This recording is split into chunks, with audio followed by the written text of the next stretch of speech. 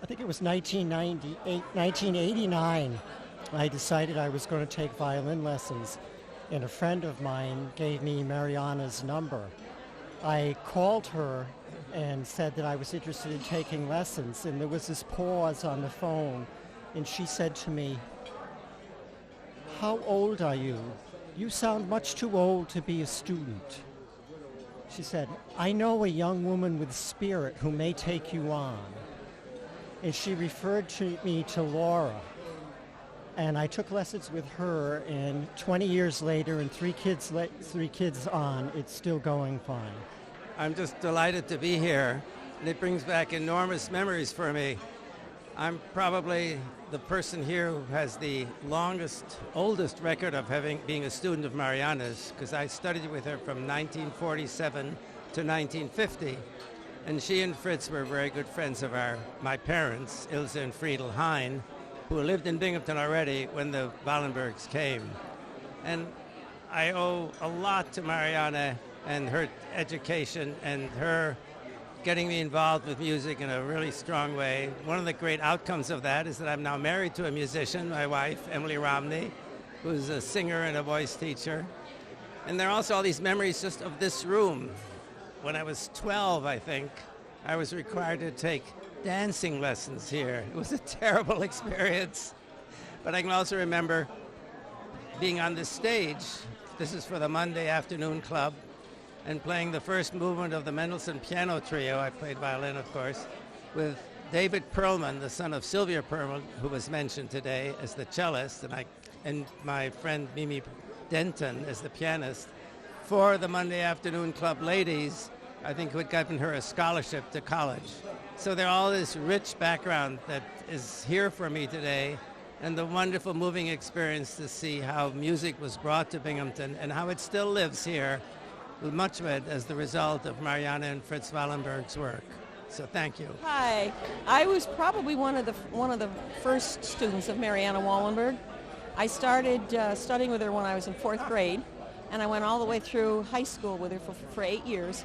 And I remember my dad telling me, I didn't know this until afterwards, that when he called her for lessons for me, she said, "Well, we'll try it for a month and see how it goes." And so I ended up staying with her for this whole time. But my memories of her, she was a very, very strict teacher. And with me, at least, she had what she called the star system. And I was not allowed to go on in any exercise, any piece of music, any scale, absolutely nothing until I had a star. So if you look at, like my husband gets a kick out of looking at some of my old exercise books and things, and there's stars everywhere. Stars, stars, stars, stars. And that's what I wasn't allowed to go on. And the funny thing of it is that when I was learning second position, I hated it. And I just refused to do it. So at my one lesson, she said to me, "All right, next week you will come and you will play this correctly in second position, or you won't have a lesson. You will talk your lesson. I'll just throw things at you and you will do the fingerings, speak the fingerings." I did that for 2 weeks. And I finally got the hint, but I'm still not crazy about the position. But she was a very, very strict teacher. And I have wonderful memories of Fritz, too. I remember when it would be time for her recitals, and he would come in and he would play the piano. And I just remember him sitting down and, he would just say, "Okay, next one, next victim," that kind of thing. And he was really a lot of fun. And I started playing with the Binghamton Symphony when I was 15. Actually, she wanted me to play when I was 14, but my parents wouldn't let me. So I started when I was 15. And that's where I got my start in learning how to play in a symphonic orchestra. And they were just great. Love them both. I wasn't musically inclined, but I was a financial advisor to the Wallenberg family for a long time. And we've had a lot of memories, especially of Mariana and I in the last 15 years, very close involved because of their investments. And she told me once, "I'm going to live to be at least 100, and if I run out of money before then, I'm going to come to you for a loan." Anyway, it's fond memories. All I can say is that I'm the oldest and longest standing member of the Binghamton Philharmonic, and I was here in 1964 and started out with Fritz and Marianne, and always had a wonderful time.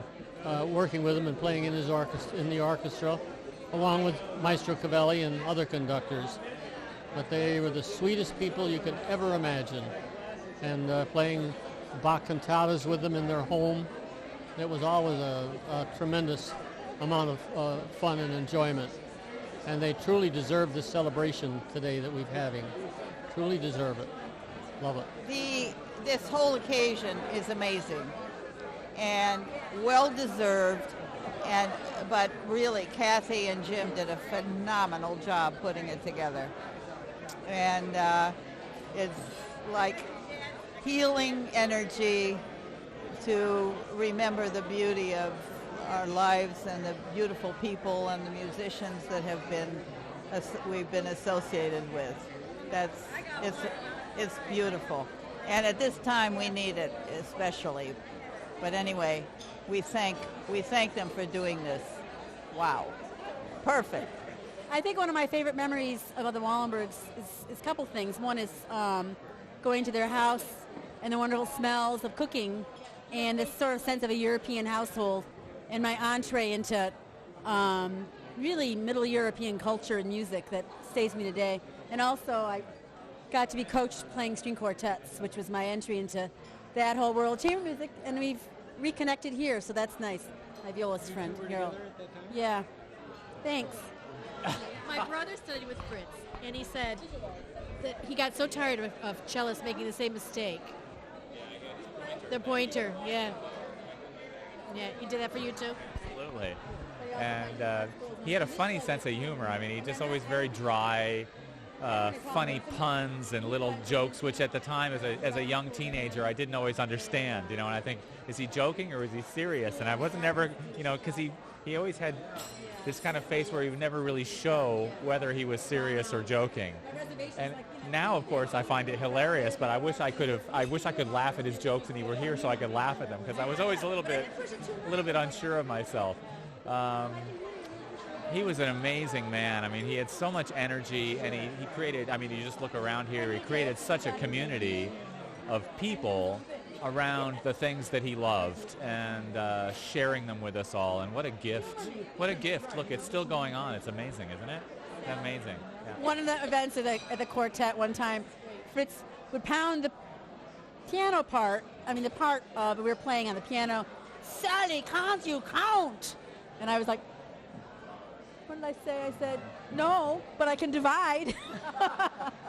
When I was in my violin lessons with Mrs. Wallenberg, if I played something well, she'd go, "Jawohl, Carol, jawohl." It was so funny to me to hear that German, expression. And I wanted to say something about when we were doing the quartets. I remember there's the word tacit, which means don't play. You don't have to play. And one of the other players in the group, whose name I won't mention, she's very funny, she heard Fritz say it, and he said, "Do you all know what tacit means?" And she says, "Doesn't that mean poison?" And we're like, toxic, and she heard that. And we're like looking at her, I'm thinking, poison? What is she? It was really funny, so then we figured it out, that it was tacit. It's so funny. I'll never forget that one. Fritz was very good to me. I sang a lot of I was a professional singer and did a lot of them with Fritz first. Fritz was very good to me. The Binghamton Symphony was playing Dvorak's cello concerto, and Fritz was playing the rehearsals. He brought in a guest cellist. And so I went to his home, and we rehearsed the Dvorak cello concerto, which is one of my absolute favorite works. But it was very difficult, and I think he was very kind to me, and perhaps he was just glad that he had someone that, would play it with him. It was a great memory. We were neighbors of the Wallenbergs. We moved into the house across the street and one house over in 1990. So we had the privilege of knowing them from that time, 1990, and they were great neighbors, so encouraging of our children. Our son John he's a history professor now, but he had a chance to help Mariana with her memoirs and to type it from her manuscript, and working with her on doing that. And it was great opportunity for him, and just a privilege to know both of them. And our daughters, they were encouraging them too. And our son Charlie, he sings with Tri-Cities Opera now, and Mariana gave him a book about the Metropolitan Opera, and she came to hear a recital that he gave, and just great neighbors and friends. Will miss them a lot. I just want to thank Catherine and James. I think they have done the most wonderful thing for their parents that you could possibly do. We were saying how much Mariana and Fritz would have loved this party. It was kind of like they described it was in Fritz and Mariana's living room. And they were very special people, and I'm very, very happy to be here. So whenever Mariana would come for an appointment that was in proximity to a concert we just had at the Philharmonic, I would ask her how the symphony did and how the concert went. And all I can say is I always got a very honest opinion. But she loved it. My name's Ian Ross, and I studied with Marianne Wallenberg from 1981 to 1991. And I can always remember she was a very demanding teacher. But there's one funny moment I remember.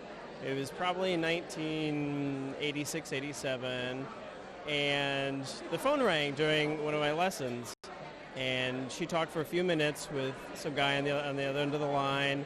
And they had a little argument. She hung up, and she finally said, "That man has had my VCR for 2 weeks, and I could break him." And that quote always stuck in my mind. So, but underneath the demandingness, she was a very sweet and caring woman as well. So, fond memories. Thank you. Hi, Jimmy and Catherine. Thank you so much for putting this together. This was really special and reminds me of a huge, huge part of my childhood that was very important to me. So thank you so much for putting it together. It was great. Thank you for putting this together. And I'm thinking of one memory I have as a young boy when I was also a student. I also shoveled Mr. Wallenberg's sidewalk and their driveway because I lived right around the corner. And she used to comment about how she loved how it brought some rouge into my cheeks because I was this pale little skinny kid. And she just, she was like, "It's so good to see you with red in your cheeks, working hard out there." And I'm like, oh, so that's not a musical memory, but it's just another memory. Still a good memory. So again, thank you both for this wonderful evening. I first knew the Wallenbergs in about 1967 when I joined the chorus and took on the job of publicizing and planning some of the things about it. And it was a love fest from then on. I absolutely loved every moment of it. Unlike some of the other skilled musicians here today, our son studied with Fritz, and it was great while it lasted, 4 or 5 years. When I told him about this and said Kathy said she would have invited him to play, he burst out laughing. He said, "Mom, I haven't touched that cello since I was in college." So not everyone turned out to be a fine musician, but he enjoyed those years. I took it as a highlight of my time of knowing them, the Bach evenings at their home. That was absolutely something wonderful out of the old world, and I treasure every moment of that. I love Fritz's sense of humor and Mariana's. I was involved in planning a couple of parties for them when we got the star for him in the Binghamton Walk. I chaired that committee to get the star. And then we had another party that we planned for Mariana after Fritz had died to honor her. We enjoyed the 100th birthday of Fritz up at Elizabeth Church Manor. So like everybody else here today, it was a wonderful, wonderful time, and all of our lives that were touched by them are fortunate.